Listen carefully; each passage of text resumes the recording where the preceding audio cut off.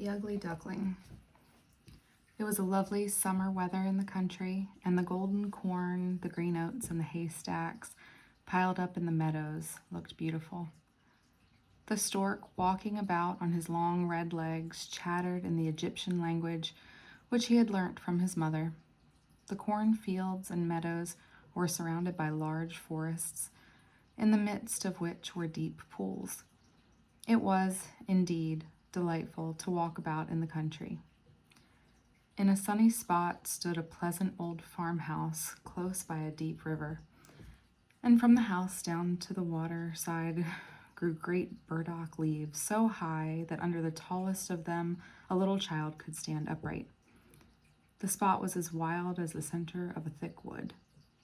In this snug retreat sat a duck on her nest, watching her young brood to hatch. She was beginning to get tired of her task, for the little ones were a long time coming out of their shells, and she seldom had any visitors. The other ducks liked much better to swim about in the river than to climb the slippery banks and sit under a burdock leaf to have a gossip with her. At length one shell cracked, and then another, and from each egg came a living creature that lifted its head and cried, "Peep, peep, quack, quack," said the mother. And then they all quacked as well as they could and looked about them on every side at the large green leaves. Their mother allowed them to look as much as they liked, because green is good for the eyes. "How large the world is," said the young ducks, when they found how much more room they now had than while they were inside the eggshell. "Do you imagine this is the whole world?" asked the mother. "Wait till you have seen the garden. It stretches far beyond that to the parson's field, but I have never ventured to such a distance. Are you all out?" she continued, rising. "No, I declare the largest egg lies there still. I wonder how long this is to last. I am quite tired of it." And she seated herself again on the nest. "Well, how are you getting on?" asked the old duck, who paid her a visit. "One egg is not hatched yet," said the duck. "It will not break. But just look at all the others. Are they not the prettiest ducklings you ever saw? They are the image of their father, who is so unkind he never comes to see me." "Let me see that egg that will not break," said the duck. "I have no doubt it is a turkey's egg. I was persuaded to hatch some once, and after all my care and trouble with the young ones, they were afraid of the water. I quacked and clucked, but all to no purpose. I could not get them to venture in. Let me look at the egg. Yes, that is a turkey's egg. Take my advice, leave it where it is, and teach the other children to swim." "I think I will sit on it a little while longer," said the duck. "As I have sat so long already, a few days will be nothing." "Please yourself," said the old duck, and she went away. At last the large egg broke, and a young one crept forth, crying, "Peep, peep." It was very large and ugly. The duck stared at it and exclaimed, "It is very large and not at all like the others. I wonder if it really is a turkey. We shall soon find it out. However, when we go to the water, it must go in if I have to push it myself." On the next day the weather was delightful, and the sun shone brightly on the green burdock leaves. So the mother duck took her young brood down to the water and jumped in with a splash. "Quack, quack," cried she, and one after the other the little ducklings jumped in. The water closed over their heads, but they came up again in an instant and swam about quite prettily with their legs paddling under them as easily as possible. And the ugly duckling was also in the water, swimming with them. "Oh," said the mother, "that is not a turkey. How well it uses his legs, and how upright he holds himself. He is my own child, and he is not so very ugly after all if you look at him properly. Quack, quack, come with me now. I will take you into grand society and introduce you to the farmyard, but you must keep close to me or you may be trodden upon, and, above all, beware of the cat." When they reached the farmyard, there was a great disturbance. Two families were fighting for an eel's head, which, after all, was carried off by the cat. "See, children, that is the way of the world," said the mother duck, wetting her beak, for she would have liked the eel's head herself. "Come now, use your legs, and let me see how well you can behave. You must bow your heads prettily to that old duck yonder. She is the highest born of them all, and has Spanish blood, therefore she is well off. Don't you see she has a red flag tied to her leg, which is something very grand, and a great honor for a duck. It shows that everyone is anxious not to lose her, as she can be recognized both by man and beast. Come now, don't turn your toes. A well-bred duckling spreads his feet wide apart, just like his father and mother. In this way, now bend your neck and say quack. The ducklings did as they were bid, and the other ducks stared and said, Look, here comes another brood, as if there were not enough of us already. And what a queer-looking object one of them is. We don't want him here. And then one flew out and bit him on the neck. Let him alone, said the mother. He is not doing any harm. Yes, but he is so big and ugly, said the spiteful duck, and therefore he must be turned out. The others are very pretty children, said the old duck, with the rag on her leg. All but that one. I wish his mother could improve him a little. That is impossible, your grace, replied the mother. He is not pretty, but he has a very good disposition, and swims as well or even better than the others. I think he will grow up pretty and perhaps be smaller. He has remained too long in the egg, and therefore his figure is not properly formed. And then she stroked his neck and smoothed the feathers, saying, It is a drake, and therefore not of so much consequence. I think he will grow up strong and able to take care of himself. The other ducklings are graceful enough, said the old duck. Now make yourself at home, and if you can find an eel's head, you can bring it to me.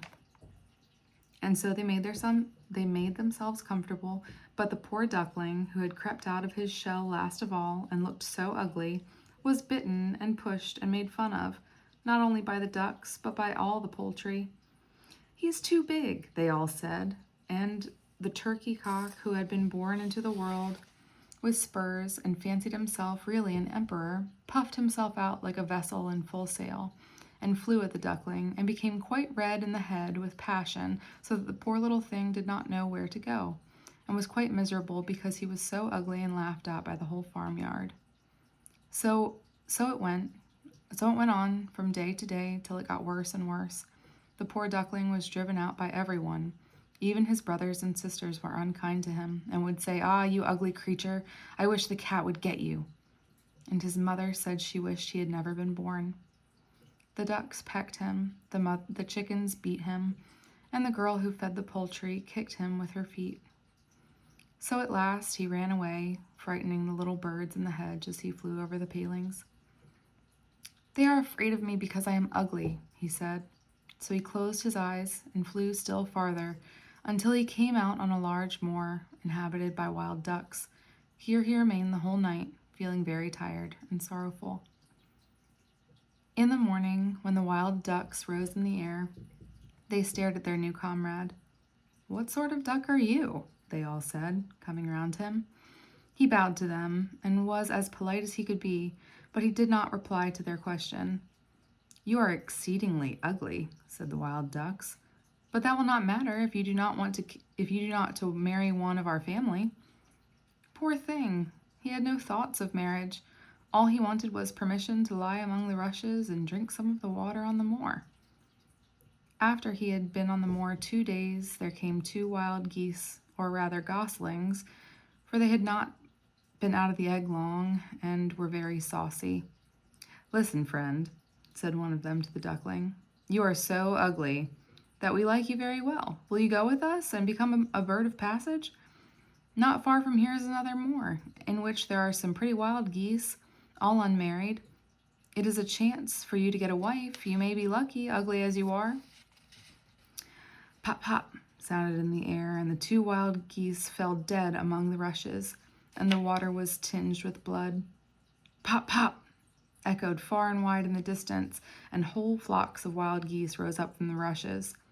The sound continued from every direction, for the sportsmen surrounded the moor, and some were even seated on the branches of the trees overlooking the rushes.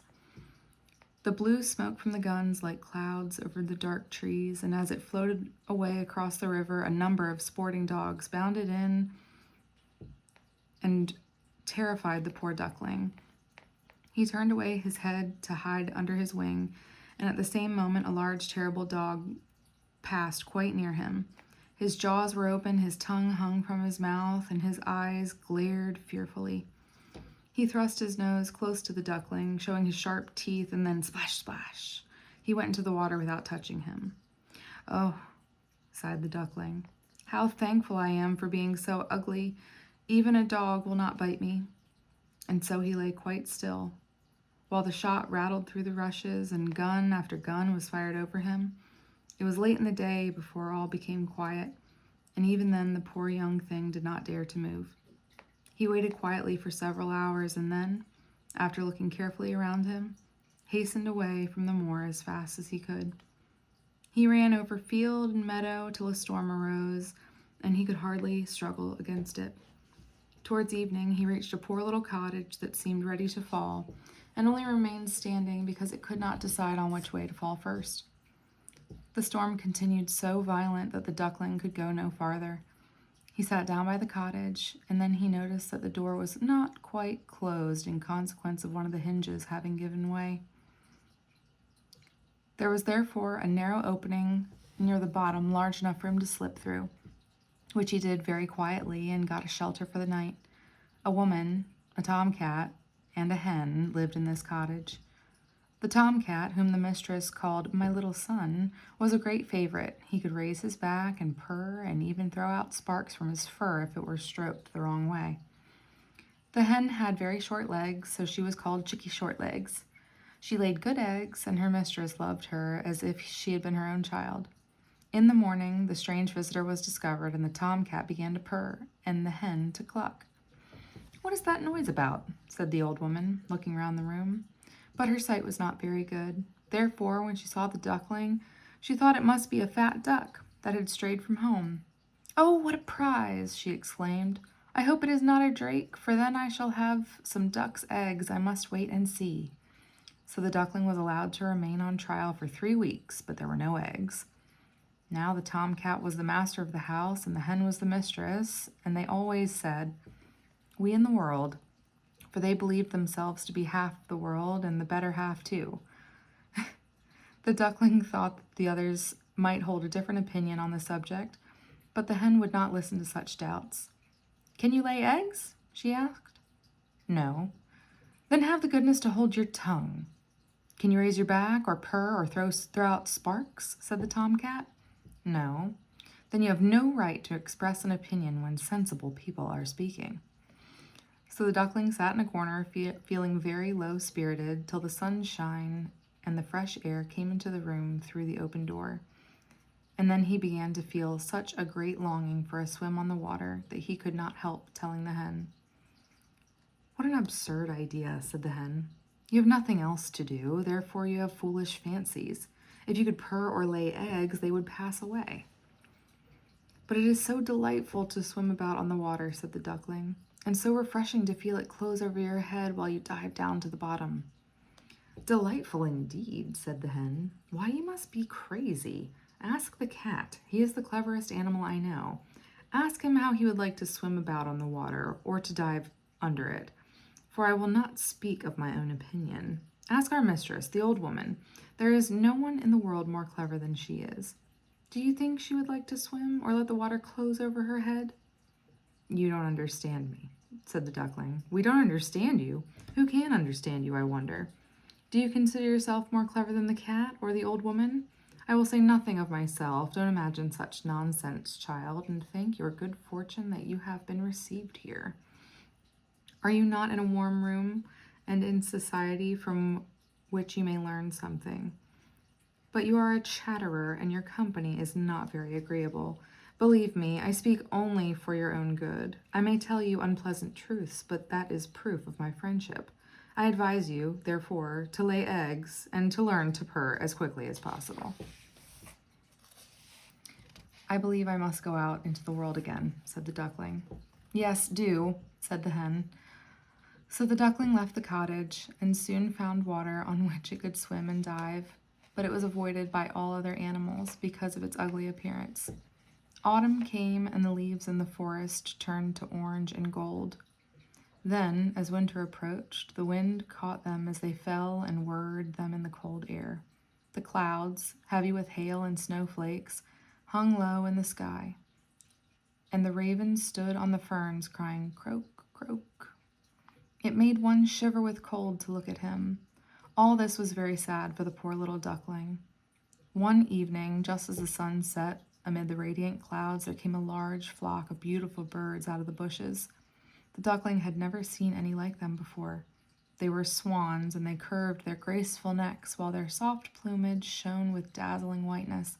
They uttered a singular cry as they spread their glorious wings and flew away from those cold regions to warmer countries across the sea.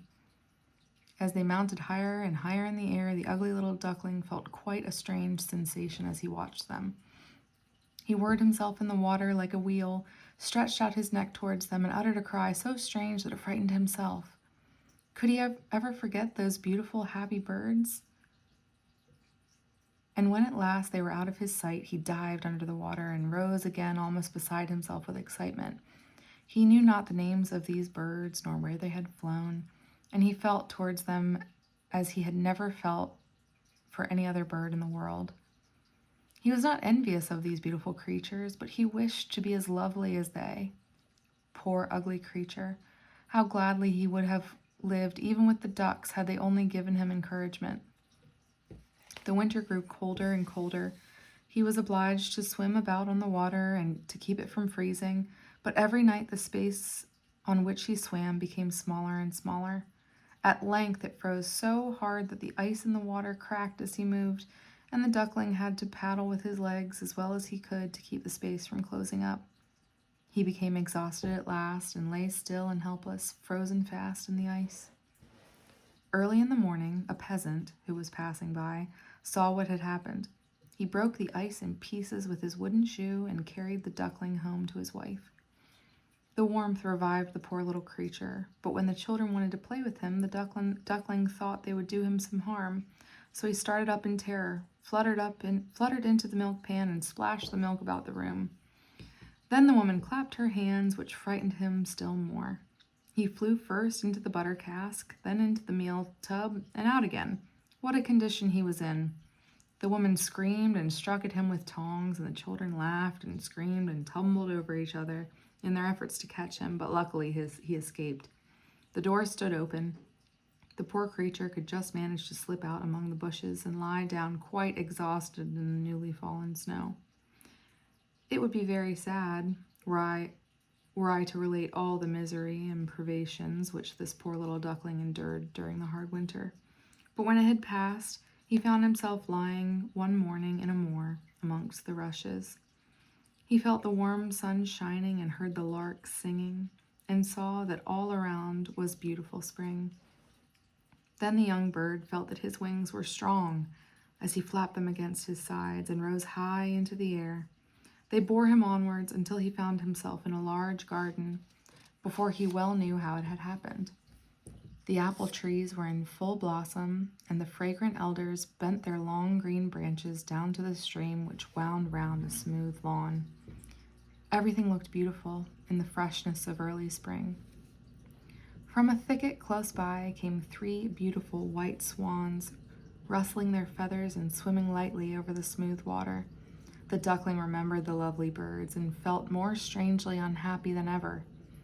"I will fly to those royal birds," he exclaimed, "and they will kill me because I am so ugly and dare to approach them. But it does not matter. Better to be killed by them than pecked by the ducks, beaten by the hens, pushed about by the maiden who feeds the poultry, or starved with hunger in the winter." Then he flew to the water and swam towards the beautiful swans.